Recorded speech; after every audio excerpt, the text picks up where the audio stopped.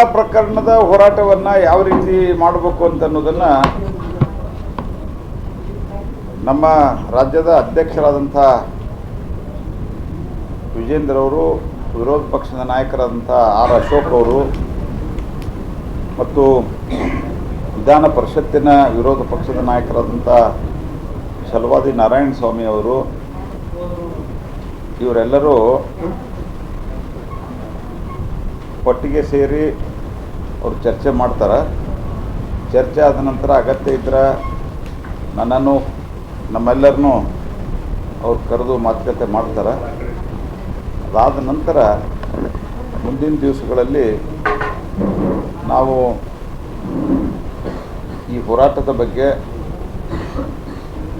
ವಿವರವಾಗಿಂಥ ಚರ್ಚೆಯನ್ನು ಅವ್ರು ಮಾಡಿದ ನಂತರ ಅಗತ್ಯ ಇದ್ದರೆ ನಾವು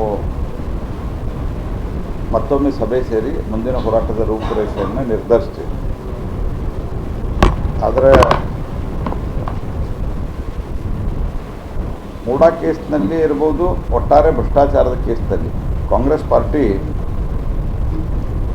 ಭ್ರಷ್ಟಾಚಾರದ ಪಿತಾಮಹ ಇದೆ. ನಿಮಗೆ ಗೊತ್ತು, ಈ ಜಾರ್ಜ್ ಸೋರೆಸನ್ ಮೂಲಕ ದುಡ್ಡು ತೊಗೊಂಡಿರುವಂಥದ್ದು ಈಗ ಅಮೇರಿಕಾದ ಅಧ್ಯಕ್ಷ ಟ್ರಂಪ್ ಅವರ ಈಗ ಘೋಷಣೆಯನ್ನು ಮಾಡಿದ್ದಾರೆ.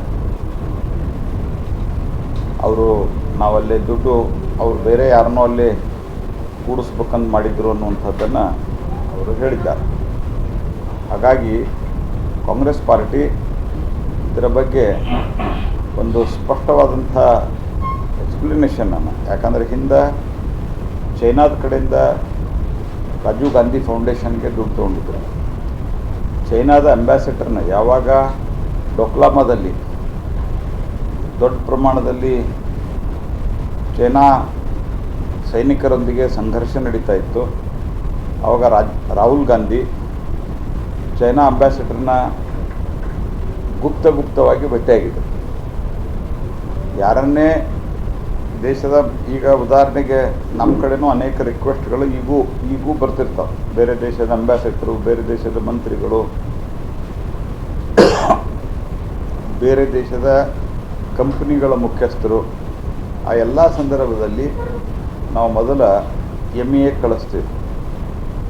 MEAದವರು ಅನುಮತಿ ಸಿಕ್ಕ ನಂತರ ನಾವು ಈ ಒಂದು ಪ್ರಕ್ರಿಯೆಯನ್ನು ಮುಂದುವರಿಸ್ತೀವಿ.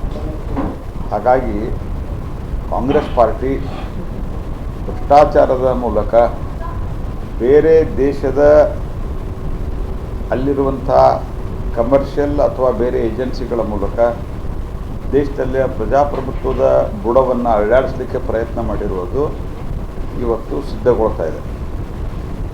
ಹಾಗಾಗಿ ಯಾರು ಪ್ರಜಾಪ್ರಭುತ್ವದ ಬಗ್ಗೆ, ಸಂವಿಧಾನದ ಬಗ್ಗೆ ಮಾತಾಡ್ತಾರೆ ಅವ್ರಿಗೆ ಯಾವುದೇ ನೈತಿಕತೆ ಇಲ್ಲ. ಅವರು ನೇರವಾಗಿ ಇವತ್ತು ಈ ಎಲ್ಲ ಇತ್ತೀಚಿನ ದಿವಸಗಳಲ್ಲಿ ಭಾರತದಲ್ಲಿ ಏನೋ ಕೆಲವರು ಹಸ್ತಕ್ಷೇಪ ಮಾಡುವಂತಹ ಪ್ರಯತ್ನವನ್ನು ಮಾಡಿ, ನೀವು ಒಂದು ಗಮನಿಸ್ರಿ, ಪ್ರತಿ ಪಾರ್ಲಿಮೆಂಟ್ ಸೆಷನ್ಗಿಂತ ಮೊದಲು ಕಳೆದ 4 ವರ್ಷದಿಂದ ಏನಾದರೂ ಒಂದು ಘಟನೆ ಅದನ್ನು ಬೇಕಂತಲೇ TVಯಲ್ಲಿ, ಸೋಷಿಯಲ್ ಮೀಡಿಯಾದಲ್ಲಿ ಅದು ಬರುವಂತೆ ಮಾಡಿ ಸದನವನ್ನು ನಡಿಲಾರದಂತೆ ಮಾಡಿರುವಂಥದ್ದು ತಮ್ಮ ಗಮನಕ್ಕಿದೆ. ಹಾಗಾಗಿ ಎಲ್ಲ ಘಟನೆಯನ್ನು ಒಟ್ಟಾರೆ ಹೋಲಿಸಿ ನೋಡಿದಾಗ ಕಾಂಗ್ರೆಸ್ ಪಾರ್ಟಿ, ನರೇಂದ್ರ ಮೋದಿ ಅವರ ನೇತೃತ್ವದ ಭಾರತೀಯ ಜನತಾ ಪಾರ್ಟಿ ಸೋಲಿಸಲಿಕ್ಕೆ ಆಗೋದಿಲ್ಲ ಅನ್ನುವ ಕಾರಣಕ್ಕಾಗಿ ಈ ರೀತಿ ಷಡ್ಯಂತ್ರವನ್ನು ರಚಿಸುವಂಥ ಕೆಲಸವನ್ನು ಮಾಡಿದೆ. ಮೂಡಾಕ್ಕೆ ಸಂಬಂಧಿಸಿದಂತೆ ಇವತ್ತು ಸಭೆಗಳಾದ ನಂತರ ವಿವರವನ್ನು ನನಗೂ ತಿಳಿಸ್ತಾರೆ. ಅದಾದ ನಂತರ ಮುಂದಿನ ರೂಪುರೇಷೆ ತೀರ್ಮಾನ ಆದ ನಂತರ ನಿಮ್ಮ ಜೊತೆಗೆ ನಾನು ಮಾಡ್ತೀನಿ.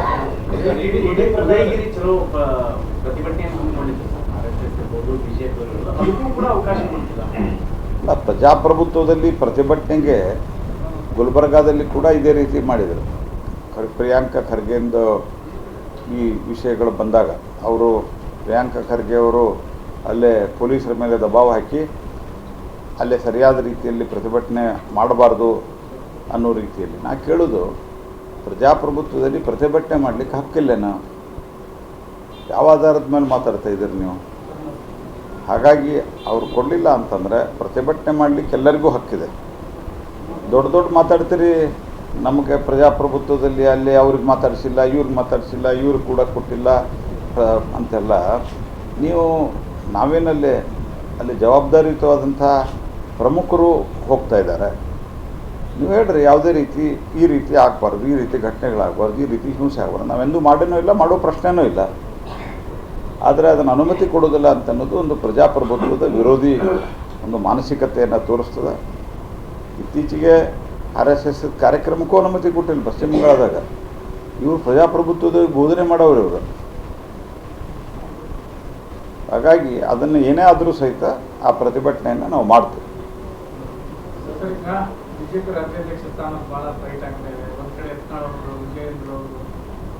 ನಮ್ಮ ರಾಷ್ಟ್ರೀಯ ಅಧ್ಯಕ್ಷರು ಮತ್ತು ಉಳಿದ ಪ್ರಮುಖರು ಅದ್ರ ಬಗ್ಗೆ ಮುಂದೆ ತೀರ್ಮಾನ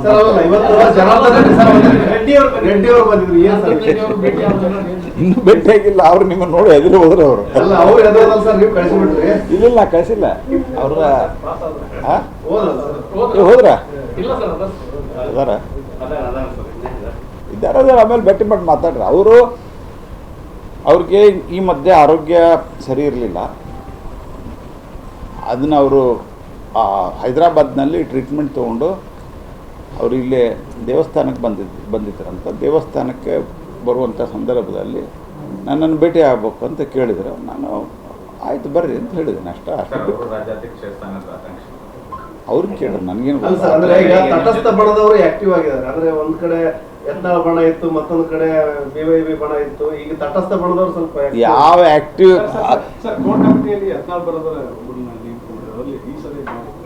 ಈಗೇನು ಅದ್ರದ್ದು ಯಾವುದೋ ತೀರ್ಮಾನ ಆಗಿಲ್ಲ. ಇನ್ನು ಕೋರ್ ಕಮಿಟಿ ಮೊದಲು ರಾಜ್ಯ ಅಧ್ಯಕ್ಷರು ಆದ್ಮೇಲೆ ಕೋರ್ ಕಮಿಟಿ ಹೊಸದು ಯಾವುದಂತ ತೀರ್ಮಾನ. ಸರ್, ಈಗ ಯುಗಾದಿ ನಂತರ ಸಚಿವ ಸಂಪುಟ ವಿಸ್ತರಣೆ ಮಾಡಲಿಕ್ಕೆ ಸಿದ್ಧತೆ ಕರ್ನಾಟಕದಲ್ಲಿ ಏನಾದರೂ ಇದೆ ಇವ್ರನ್ನ. ಮತ್ತು ಒಂದು ಹಾಸು ಒಂದು ನಮ್ಮ ಇದ್ರೊಳಗೆ ಒಂದು ಇದು ಗಾದಿ ಮಾತದ, ಒಂದು ಹಾಸು ಒಂದು ಹೊಚ್ಚು ಅಂತ ಹೇಳಿ ಎಲ್ಲ ಅವು ಆದರೆ ಇವು ಬರ್ತಾವೆ ಅಷ್ಟೇ. ಎಲ್ಲ ಭ್ರಷ್ಟರು, ನೀತಿ ಕೆಟ್ಟವರು ಇವರೇ ಇದ್ದಾರೆ. ಬೆಂಗಳೂರಲ್ಲಿ ಇತ್ತೀಚೆಗೆ ಯಾಕೆ ಸಂತೋಷ್ ಲಾಡ್ ಅವರಿಗೆ ನಿತಿನ್ ಗಡ್ಕರಿ ಮೇಲೆ ಪ್ರೀತಿ ಬಹಳ ಆಗಿಬಿಡುತ್ತೆ. ಅವ್ರ ತದನ್ ಮಾಡಿ ಮೋದಿ ಕೆಳಗೆ ಗೆಲ್ಲಿಸಿ. ನಾನು ಇನ್ನೇನು ಹೇಳಿದ್ದೀನಲ್ರಿ, ಈ ರೀತಿ ಬಾಲಿಶವಾದಂಥ ಹೇಳಿಕೆಗಳಿಗೆ, ಚೈಲ್ಡಿಶ್ ಹೇಳಿಕೆಗಳಿಗೆ ಏನು ರಿಯಾಕ್ಟ್ ಮಾಡೋದು ಹೇಳ್ರಿ? ಪ್ರಧಾನಮಂತ್ರಿ ಮೋದಿಯವರ ನೇತೃತ್ವದಾಗ ನಾವು ಸತತವಾಗಿ ಗೆಲ್ತಾ ಇದ್ವಿ. 3ನೇ ಸರ್ತಿ ಗೆದ್ವಿ. ಒಂದು ಎರಡನೇದಾಗಿ ಮತ್ತು ಇವರೇನು ಹೇಳ್ತಾರ 240 ಸೀಟ್ ಬಗ್ಗೆ. ಇವರು ನಾ ಹಿಂದೂ ಹೇಳಿ ನಿಮ್ಮ ಮುಂದೆ ಹೇಳೀನಿ. ಇವರು 2014, 19, 24 3 ಇಲೆಕ್ಷನ್ ಸೇರಿ 240 ಬಂದಿಲ್ಲ. ಇವರು ಏನೇನು ಮಾತಾಡ್ತಾರೆ ಅಂದರೆ ಈ ರೀತಿ ನಾ ಹೇಳೋದು as a friend Santosh Lad ಅವರು ನೀವು ಬಾಲಿಶವಾಗಿ ಮಾತಾಡ್ಬೇಡ್ರಿ. ಇದು ನಿಮ್ಮ ಒಂದು ಉಳಿದದ್ದೇನು ರಿಯಾಕ್ಷನ್ ಕೊಡ್ಲಿಕ್ಕೆ ಅದ್ರೊಳಗೆ ಏನು ಅರ್ಥನೇ ಇಲ್ಲ. ನಾವು ಹರಿಯಾಣ ಗೆದ್ದೀವಿ. ಇವರೇನು ಹರಿಯಾಣ ಮುಖ್ಯಮಂತ್ರಿನೂ ಡಿಸೈಡ್ ಮಾಡಿ, ಮಂತ್ರಿಮಂಡಲ ಡಿಸೈಡ್ ಮಾಡಿ, ರಾಹುಲ್ ಗಾಂಧಿನೂ ಸೂಟ್ ಬೂಟ್ ಹೊಲಿಸಿದ್ರು ಅಲ್ಲಿ ಹೋಗಿ. ಯಾಕಂದ್ರೆ ಭಾಳ ದಿವಸ ಮೇಲೆ ಒಬ್ಬ ಮುಖ್ಯಮಂತ್ರಿ ಪ್ರಮಾಣ ವಚನ ತೊಗೋತಾರಂಥೇಳಿ ಅವರು ಹೋಗಿ ಅಲ್ಲಿ ಕೂಡ್ಲಿಕ್ಕೆ ತಯಾರಾಗಿದ್ದರು. ಬಾಜುಕ ಎಲ್ಲ ತಯಾರಿ ಮಾಡ್ಕೊಂಡಿದ್ರು. ಕಾರ್ ಹೆಂಗೆ ಹೋಗ್ಬೇಕು, ರೂಟ್ ಹೆಂಗೆ ಹೋಗ್ಬೇಕು, ರಾಹುಲ್ ಗಾಂಧಿ ಸ್ವಾಗತ ಹೆಂಗೆ ಮಾಡ್ಬೇಕು ಎಲ್ಲ ತೀರ್ಮಾನ ಆಗಿತ್ತು. ಯಾಕಂದ್ರೆ ಅಲ್ಲೇನು ನಾವು ಚಂಡೀಗಢಕ್ಕೆ ಬೈ ರೋಡ್ ಹೋಗ್ಬೋದು, ಅವ್ರನ್ನ ಬೈ ರೋಡ್ ಕರ್ಕೊಂಡು ಹೋಗ್ಬೇಕು, ರಸ್ತೆಯಲ್ಲಿ ಅವ್ರಿಗೆ ಹಿಂಗೆ ಸ್ವಾಗತ ಆಗ್ಬೇಕು ಎಲ್ಲ ತೀರ್ಮಾನ ಆಗಿತ್ತು. ಆಮೇಲೆ ಡಮ್ ಅಂದ್ರೆ ಅಂಥವ್ರನ್ನ. ಅದಾದ ನಂತರ ಮಹಾರಾಷ್ಟ್ರದಾಗ ಏನು ಪರಿಸ್ಥಿತಿ ಇದೆ? ಕಾಂಗ್ರೆಸ್ ಎಷ್ಟದಪ್ಪ ಕಾಂಗ್ರೆಸ್ ಮಹಾರಾಷ್ಟ್ರದಾಗ ಈಗ 14 ಇದೇನು ರೀ ಇದು ಸ್ಥಿತಿ ಇದೆ? ಮತ್ತು ಇವರು ಯಾವ ಇದನ್ನು ಮುಖ ಇಟ್ಕೊಂಡು ಮಾತಾಡ್ತಾರೆ ಇವರು? ಆಮೇಲಿಂದ ಈಗ ಬಿಹಾರದಾಗ ಲಾಲು ಇವ್ರನ್ನ ತಗೊಳ್ಳಿಕ್ಕೆ ತಯಾರಿಲ್ಲ. Congress is becoming liability. ಆಮೇಲಿಂದ ಮಮತಾ ಬ್ಯಾನರ್ಜಿ ನಾನು ಒಬ್ಬರೇ ಸ್ಪರ್ಧೆ ಮಾಡ್ತೀನಿ, ನಾನು ಇಂಡಿಪೆಂಡೆಂಟ್ ಸ್ಪರ್ಧೆ ಮಾಡ್ತೇನೆ. ನಿಮ್ಮ ಇಂಡಿ ಗಠಬಂಧನ ಸರಿ ಇಟ್ಕೊಳ್ಳಿಕ್ಕೆ ತಯಾರಿಲ್ಲ. ಬಟ್ ಮಮತಾ ಒಂದು ಹೇಳಿಕೆ ಕೊಟ್ಟಿದ್ದಾರೆ ಸರ್. ಅಂದ್ರೆ ಒಂದ್ ವೇಳೆ ಇಂಡಿಯಾ ಅಲೈನ್ಸ್ ಜೊತೆ ನಾವೇನಾದ್ರೂ ಮೈತ್ರಿ ಮಾಡ್ಕೊಂಡಿದ್ರೆ ಬಿಜೆಪಿ ಇಷ್ಟು ಸ್ಥಾನ ತಗೊಳ್ತಾ ಇದ್ದೀವಿ. ಎಲ್ಲೇ ವೆಸ್ಟ್ ಬೆಂಗಾಲ್ ಮಮತಾ ಬ್ಯಾನರ್ಜಿ ನೀವು ಮಾಡ್ಕೋಬೇಡಂತ ಯಾರು ಹೇಳಿದ್ರು? ಹ್ಞೂ ರೀ, ಮಾಡ್ಕೋಬೇಡಂತ ಯಾರು ಹೇಳಿದ್ರಂತೆ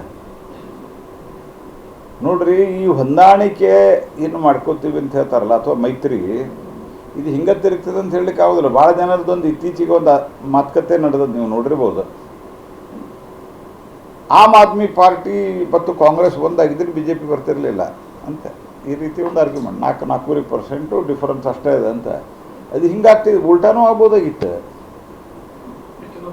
ಇನ್ನೂ ಹೆಚ್ಚು ಬರ್ಬೋದಾಗಿತ್ತು. ಈಗ ನಿಮ್ಗೆ ಇಫ್ ಯು ರಿಮೆಂಬರ್ ವೆಲ್ 2018ಕ್ಕೆ ನಂದು ಪತ್ರಕರ್ತರಿಗೂ ಇನ್ ಜನರಲ್, ನೀವೇನು ಮಾಡಲ್ಲ ಅಂತ ಹೇಳಲ್ಲ, ಇನ್ ಜನರಲ್ ನೀವು ಸ್ವಲ್ಪ ಇತಿಹಾಸವನ್ನು ಎಲ್ಲ ಇತ್ತೀಚಿನ ರೀಸೆಂಟ್ ಇತಿಹಾಸವನ್ನು ಗಮನಿಸ್ರಿ ನೀವು.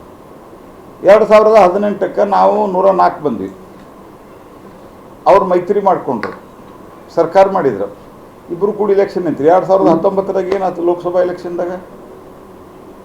ಅವರಿಬ್ಬರು ಒಟ್ಟಿಗೆ ನಿಂತಾಗ ಯಾವ ಸ್ಥಿತಿ ಬಿ ಜೆ ಪಿ ಹೋತ ಇಲ್ಲಿ ಅವ್ರಿಗಿರೋ ಮೈತ್ರಿ ಅಲ್ಲಿತ್ತು.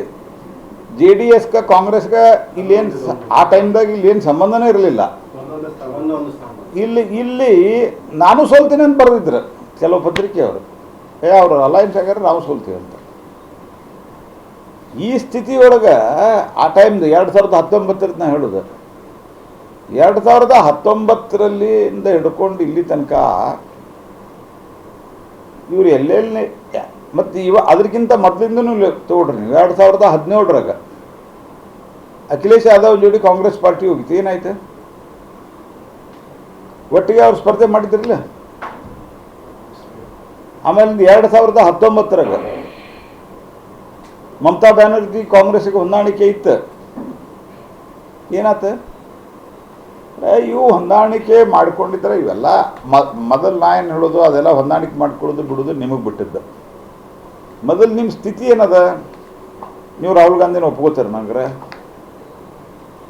ಈ ಗಾಂಧಿ ಫ್ಯಾಮಿಲಿ ಏನದಲ್ಲ, ನಕಲಿ ಗಾಂಧಿ ಫ್ಯಾಮಿಲಿ, ಇವ್ರು ಯಾವತ್ತೂ ಲೀಡರ್ಶಿಪ್ ಬಿಟ್ಕೊಡೋದಿಲ್ಲ. ಇವರು ಅದು ಹಾಳಾಗಲಿ ಬೇಕಾದ್ದಾಗಲಿ, ಅದು ಹಾಳೂರಿಗೆ ಉಳಿದವ ನಾನಗೌಡನ ಅನ್ನೋರು. ಆಮೇಲೆ ಒಂದು ಗಾದಿ ಮಾತದ, ನೀವು 2 ಜನ ಕೇಳಿರಲ್ಲ ಗೊತ್ತಿಲ್ಲ, ಹಾಳೂರಿಗೆ ಉಳಿದವನ ಗೌಡ. ಈ ಸ್ಥಿತಿಯೊಳಗೆ ಕಾಂಗ್ರೆಸ್ ಪಾರ್ಟಿಯವರು ಇದ್ದಾರೆ. ಮತ್ತು ಆ ಕಾಂಗ್ರೆಸ್ ಪಾರ್ಟಿಯ ವಿರೋಧ ಪಕ್ಷದ ನಾಯಕರನ್ನ ಇವರು ತಮ್ಮ ನಾ ಹೇಳೋದು ಲಾಡ್ ಅವ್ರಿಗೆ ಇಷ್ಟ ಹೇಳೋದು, ಆಯ್ತು ನಮ್ಮನ್ನು ಬೈದು ಅವ್ರ ಮಂತ್ರಿ ಸ್ಥಾನ ಉಳಿತಿದ್ರೆ ನಂಗೆ ಭಾಳ ಸಂತೋಷ ಅದು. ಯಾಕಂದ್ರೆ ನಮಗೇನು ಅವ್ರನ್ನೇನು ತೆಗಿಯಂತೆಂದು ನಾ ಏನು ಕೇಳಿಲ್ಲ. ಅವ್ರಿಗೆ ವೈಯಕ್ತಿಕವಾದಂಥ ನಮ್ಮದು ಅವ್ರದ್ದು ಸ್ನೇಹ ಅದ, ಅದ್ರ ಬಗ್ಗೆ ಏನು ಅಲ್ಲಲ್ಲ ಅಲ್ಲ ಸ್ನೇಹ ಅದ. ಸ್ನೇಹ ನಂದು ಎಲ್ಲರ ಜೊತೆಗೂ ಅದ. ಸ್ನೇಹಕ್ಕೂ ನೋಡ್ರಿ, ನಾನು ವೈರತ್ವ ಯಾರ ಜೊತೆಗೂ ಮಾಡಲ್ಲ ಬೈ ನೇಚರ್, ನೀವು ನೋಡ್ತಿರಲ್ಲ, ನಾ ಯಾರ ಜೊತೆಗೆ ಮಾಡಲ್ಲ. ಆದರೆ ಅವರು ಇಷ್ಟು ಬಾಲಿಶವಾಗಿ ಮಾತಾಡಿ ಕೋರ್ಸ್ ಅದರಿಂದ ಅವ್ರು ಮಂತ್ರಿ ಸ್ಥಾನ ಉಳಿತಿದ್ದಾರೆ. ಯಾಕಂದ್ರೆ ಈಗ ನೀವು ಹೇಳಿದ್ರಲ್ಲ ರೀಶಫಲ್ದಾಗ ಕೆಲವ್ರು ಹೋಗ್ತಾರಂತ, ಅದಕ್ಕೆ ಅವರು ಉಳಿಸ್ಕೋಬೇಕಂತ ಇಷ್ಟು ಮಾತಾಡ್ತಾ ಇದ್ದಾರೆ ಅಷ್ಟೇ.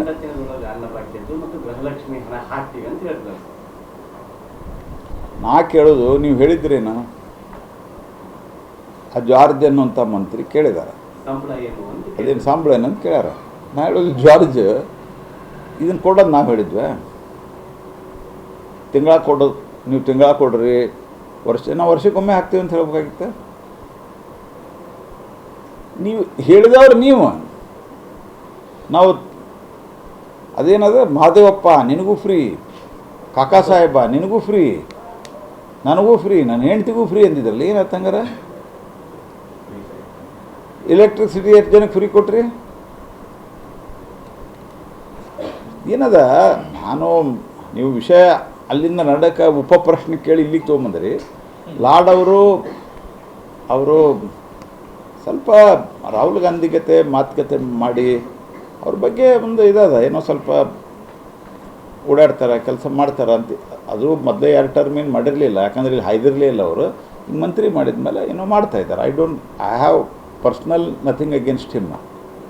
ಆದರೆ ಈ ರೀತಿ ನೀವು ಮಾತಾಡಿದರೆ ನಿಮ್ಗೆ ಏನು ಅರ್ಥ ಇದೆ? ನಿಮಗೆ ಇಲೆಕ್ಷನ್ ಆಫ್ಟರ್ ಇಲೆಕ್ಷನ್ ನೀವು 0 ಆಗ್ತಾಯಿದ್ದೀರಿ. ಇಲೆಕ್ಷನ್ ಆಫ್ಟರ್ ಇಲೆಕ್ಷನ್ ನಾವು ಮೋದಿ ನೇತೃತ್ವದಾಗ ಗೆಲ್ತಾ ಇದ್ದೀವಿ. ದಿಲ್ಲಿ ಅಂತಹ ರಾಜ್ಯದಲ್ಲಿ ಶೀಲಾ ದೀಕ್ಷಿತ್ 3 ಸರ್ತಿ ಮುಖ್ಯಮಂತ್ರಿ ಆಗಿದೆ. She is the longest serving chief minister of the Congress party. ಯಾರೂ ಇಷ್ಟು ದಿವಸ ಮುಖ್ಯಮಂತ್ರಿ ಇರಲಿಲ್ಲ. ಆ ದಿಲ್ಲಿಯೊಳಗೆ ನಿಮ್ಮ ಹಣೆ ಬರೇನದೆ ಇವತ್ತು? ಅಲ್ಲಿಯೂ ನೀವು ಹೇಳ್ಕೊತೀರಿ ಆಮ್ ಆದ್ಮಿ ಜೋಡಿ ನಾವು ಹೋಗಿದ್ದಂದ್ರೆ ಬರ್ತಿರ್ಲಿಲ್ಲ ಅಲ್ರಿ. ನಿಮ್ಮನ್ನು ಮುಗಿಸಿದವ್ರು ಅವರು ದಿಲ್ಲಿ ಒಳಗೆ ನೀವು 0 ಆಗಲಿಕ್ಕೆ ಕಾರಣ ಅವರು 5-6 ಸೀಟ್ ಭಿಕ್ಷೆ ಹಾಕಿದ್ದಾರೆ ಅದನ್ನು ತೊಗೊಳವ್ರ ನೀವು? ಕಾಂಗ್ರೆಸ್ಸಿನ ಸ್ಥಿತಿ ನೋಡ್ಕೊರಿ. ಒಂದು ಎರಡು ಕಡೆ ಕರ್ನಾಟಕದಲ್ಲಿ ಏನೋ ಮೊನ್ನೆ 18ರಾಗ ನಮ್ಮದೇ ಆದಂಥ ಅನೇಕ ತಪ್ಪುಗಳಿಂದ ನಾವು ಸೋತಿದ್ವಿ ಅನ್ನೋದು ಬಿಟ್ಟರೆ ನಿಮ್ಮ ಸ್ಥಿತಿ ಏನದ ಅಂತ ನೋಡ್ಕೊರಿ ನೀವು. ಇವತ್ತ ಕರ್ನಾಟಕದಾಗ ಎಲೆಕ್ಷನ್ ಆದ್ರೆ ನಿಮ್ಮ ಸ್ಥಿತಿ ಏನಾಗ್ತದೆ ನೋಡ್ಕೊರಿ. ನಾನು ಲಾಡೋರಿಗೆ ಹೇಳೋದು, ನಿಮ್ಗೆ ಮಂತ್ರಿ ಸ್ಥಾನ ಉಳಿತಿದ್ರೆ ನೀವು ಬೇಕಾದಷ್ಟು ಬೇರೆ ನಿಮ್ಗೆ ರಿಯಾಕ್ಟ್ ಮಾಡೋದಿಲ್ಲ. ಯಾಕಂದ್ರೆ ಈ ರೀತಿ ಇಮ್ಮೆಚ್ಯೂರ್ಡು ಬಾಲಿಶವಾದಂಥ ಚೈಲ್ಡಿಶ್ ಸ್ಟೇಟ್ಮೆಂಟಿಗೆ ಏನು ರಿಯಾಕ್ಟ್ ಮಾಡೋದದ. ಹರಿಯಾಣದಾಗ ನಿಮ್ಮ ಸ್ಥಿತಿ, ಜಮ್ಮು ಕಾಶ್ಮೀರದಾಗ ಇವ್ರನ್ನ ಹೊರಗಿಟ್ರೆ ಇವ್ರನ್ನ. ಅಲ್ಲಿದ್ದೊಬ್ಬರು ಎನರ್ಜಿ ಮಿನಿಸ್ಟರ್ ನನ್ನ ಹತ್ರ ಬಂದಿದ್ದರು, ಶರ್ಮಾ ಅಂಥೇಳಿ, ಇಂಡಿಪೆಂಡೆಂಟ್ ಅವರು, ಕಾಂಗ್ರೆಸ್ದಾಗಿದ್ದರು. ಅವರಿಗೆ ಸೇಮ್ ಟ್ರೀಟ್ಮೆಂಟ್ ಅಸ್ಸಾಂ ಈಗಿನ ಮುಖ್ಯಮಂತ್ರಿ ಇದ್ದಾರಲ್ಲ 10 ವರ್ಷದಿಂದ ನಮ್ಮ ಕಡೆ ಬಂದರು, ಅವ್ರಿಗೆ ಹೆಂಗೆ ಹೋದಾಗ ಇನ್ಸಲ್ಟ್ ಮಾಡಿದ್ರು ಅದೇ ರೀತಿ ಅವ್ರಿಗೂ ಇನ್ಸಲ್ಟ್ ಮಾಡಿದರು. ಎನರ್ಜಿ ಮಿನಿಸ್ಟ್ರ್, ನೀವು ಬೇಕಾದ್ರೆ ಅವ್ರಿಗೆ ನೆಟ್ದಾಗ ಸರ್ಚ್ ಮಾಡಿರಿ. ಅವ್ರು ಬಿಟ್ಟು ಇಂಡಿಪೆಂಡೆಂಟ್ನಿಂದ ಆರಿಸಿ ಬಂದರು. ಆ 3 ಜನಕ್ಕೆ ಇವ್ರು ಯಾರು ಟಿಕೆಟ್ ಕೊಟ್ಟಿಲ್ಲಲ್ಲ ಕಾಂಗ್ರೆಸ್ದವ್ರು, ಅವ್ರ ಡಿಮಾಂಡ್ ಏನಿತ್ತು, ನಾವು ಅಬ್ದುಲ್ಲಾ ಅವರು ಪಲ್ರಿ ಫಾರೂಕ್ ಮಗ ಒಮರ್ ಅಬ್ದುಲ್ಲಾ, ಆ ಒಮರ್ ಅಬ್ದುಲ್ಲಾಗೆ ಒಂದೇ ಕಂಡೀಷನ್ ಹೇಳಿದ್ರು ಅವ್ರು, ನಾವು ನಿಮಗೆ ಸಪೋರ್ಟ್ ಮಾಡ್ತೀವಿ, ನೀವು ಕಾಂಗ್ರೆಸ್ ತೊಗೊಳಂಗಿಲ್ಲ. 3 ಮಂದಿ ಇಂಡಿಪೆಂಡೆಂಟ್ ಸಂಬಂಧ ಕಾಂಗ್ರೆಸ್ ಅವ್ರು ಹೇಳಿದ್ರು, ನೀವು ಹೋಗ್ಬಿಡ್ರಿ ಬೇಡ, ನೀವು ನಿಮ್ಮಿಂದ ನಮ್ಗೆ 4 ಸೀಟ್ ಕಮ್ಮಿ ಆಗ್ಯಾವ ಅಂತ ಹೇಳ್ಯಾರ ಅವ್ರು. ಇದು ಕಾಂಗ್ರೆಸ್ಸಿನ ಸ್ಥಿತಿ ಇದೆ ರಾಹುಲ್ ಗಾಂಧಿ ನೇತೃತ್ವದಾಗ. ನೀವು ಯಾವ ಇದ್ರಾಗಿದ್ದಾರೆ, ಹೀಗಾಗಿ ಅವ್ರ ಬಗ್ಗೆ ಕನಿಕರ ಉಂಟಾಗ್ತದೆ ಅವ್ರು ಮಾತಾಡೋದು ನೋಡಿದ್ರೆ. ನನಗೇನು ರಿಯಾಕ್ಷನ್ ಮಾಡ್ಬೇಕು, ಅವ್ರು ಬೈಬೇಕಂತ ಅನ್ಸಲ್ಲ. I feel pity about it. ಅಂದ್ರೆ ಒಂದು ಮಂತ್ರಿ ಸ್ಥಾನ ಉಳಿಸ್ಕೊಳ್ಳಿಕ್ಕೆ ಇಟ್ಟು ಪಾಪ ಅಲ್ಲಿ ಏನೋ ತಯಾರಿ ಮಾಡ್ಕೊಂಬಂದು ಓದ್ತಾರೆ. ಏನು ಮಾಡ್ತೀರಿ? ಮಂಗಳೂರು ನಾನು ನೋಡ್ರಿ, ಬೆಂಗಳೂರನ್ನ ಹೊಡೆಯೋದಕ್ಕೆ ನಮ್ದು ಯಾವತ್ತು, ನಾ ಹಿಂದೆ ಅಧ್ಯಕ್ಷ ಇದ್ದಾಗೂ ಇದು ಭಾಳಷ್ಟು ಚರ್ಚೆ ಬಂದಿತ್ತು. ನಮ್ಮ ಸರ್ಕಾರ 2013 ಹೋದ ನಂತರ ಅವತ್ತು ನಮ್ಮದು ಇರೋದು, ಇವತ್ತು ನಮ್ಮದು ಇರೋದು. ಡೆಲ್ಲಿ ಹೊಡೆದಿದ್ರಲ್ಲ, ಡೆಲ್ಲಿಯೊಳಗೆ ನೀವು ನೋಡ್ಕೊಂಬರ್ರಿ, ಡೆಲ್ಲಿಯೊಳಗೆ ಏನಾಗಿತ್ತು ಅಧ್ಯಯನ ಮಾಡಿರಿ. ನೀವು ಬೇಕಾದ್ರೆ ನೀವು ಎಲ್ಲರೂ ಒಂದು ಸರ್ತಿ ಡೆಲ್ಲಿಗೆ ಬಂದ್ರೆ, ಅಂದರೆ ಇನ್ ಜನರಲ್ಲು ಡೆಲ್ಲಿಗೆ ಬರ್ರಿ ನೀವು ಒಂದು ಸರ್ತಿ. ನಾನು ನಿಮ್ಗೆ ಎಲ್ಲ ಡೆಲ್ಲಿ ನಮ್ಮ ಅಲ್ಲಿ ವ್ಯವಸ್ಥೆನೂ ತೋರಿಸ್ತೀನಿ. ಒಂದು ಕಡೆ ಸಿಕ್ಕಾಪಟ್ಟೆ ಇನ್ಕಮ್, ಇನ್ನೊಂದು ಕಡೆ ಝೀರೋ ಇನ್ಕಮ್. ಝೀರೋ ಅಂದರೆ 10%, 15%. ಯಾಕಂದರೆ ಇಡೀ ಒಂದು ಮತ್ತು ಮಹಾನಗರ ಮೆಟ್ರೋ ಸಿಟಿ ಅಂತ ಬಂದಾಗ ಅದಕ್ಕೆ ಸಿಗೋ ಸೌಲಭ್ಯಗಳ ಬೇರೆ. ಹಾಗಾಗಿ ಅದಕ್ಕೆ ನಮ್ದು ವಿರೋಧ ಇದೆ ನೋಡ್ರಿ. ಅಲ್ಲಿಂದ ಆ್ಯಕ್ಚುಲಿ ಅಲ್ಲಿನ ಜನರದ್ದು ಬೇಡಿಕೆ ಇತ್ತು, ನಾವು ಇಂಡಿಪೆಂಡೆಂಟ್ ನಮಗಿದೆ ಅದ ಅಂಥೇಳಿ ಮಾಡಿದರೆ ಏನು ಅನುಭವ ಆಗ್ತದೆ